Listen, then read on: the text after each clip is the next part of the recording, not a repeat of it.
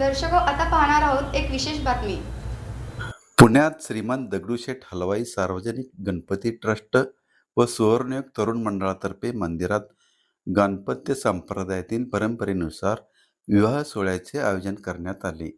भगवान श्री गणेश आणि देवी शारदा यांचा विवाह म्हणजे शारदेश मंगलम सोहळा थाटात पार पडला.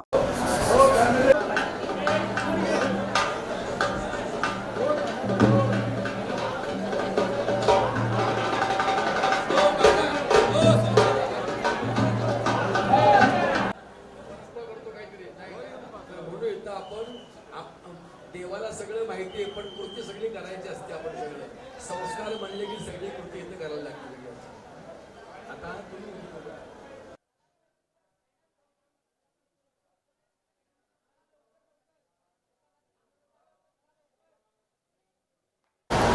गुरुजी गुरुजी गुरुजींना बोला.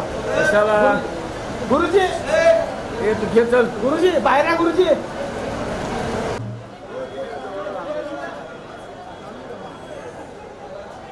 सगळ्यांनी विघ्नेश्वराला जेवायला या. उद्या दुपारी 3 नंतर.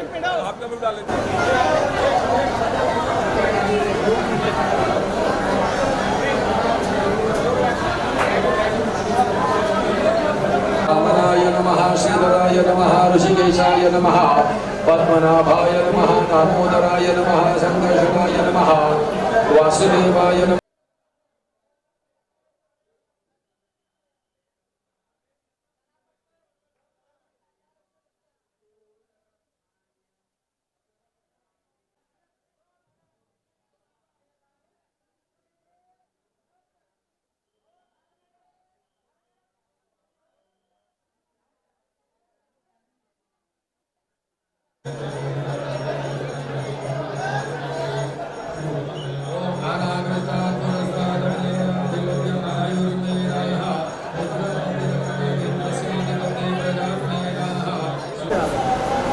जरा काढून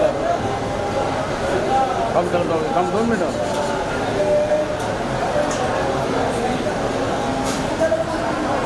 हो प्रशांत, हे 2 मिनिटं थांबा बरं का मागं पहिला.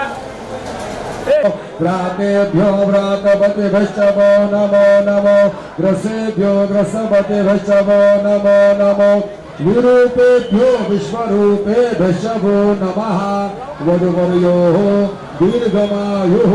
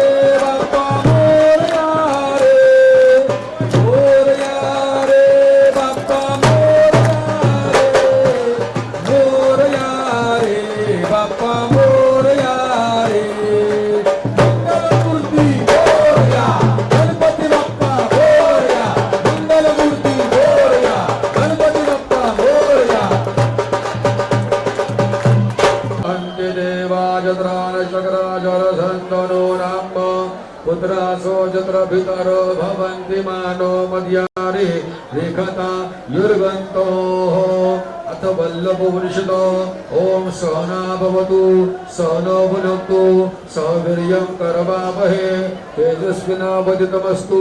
ब्रह्मवेदो वा सर्वावस्थां गतो विवा यस्मरे पुण्डरीकाक्षं समायाभ्यन्तरशुचिः सर्वं शुचिः. आता उजव्या हाताने 3 वेळा पाणी प्यायचं. केशवाय नमः, नारायणाय नमः, माधवाय नमः, गोविंद. तुषार रायकर यांनी सपत्नीक पूजन केले. ट्रस्टचे अध्यक्ष सुनील रासने म्हणाले, श्री गणेशांच्या 2 शक्तींना गाणपत्य संप्रदायात देवी सिद्धी आणि देवी बुद्धी या नावाने आळविले जाते.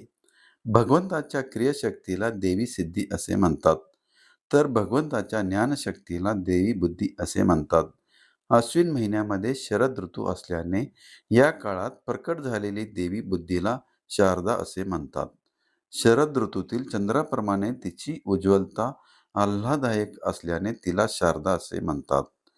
अशा देवी शारदेचा भगवान श्री गणेशासोबतचा महामिलनाचा सोहळा म्हणजे श्री शरदेश मंगलम आहे.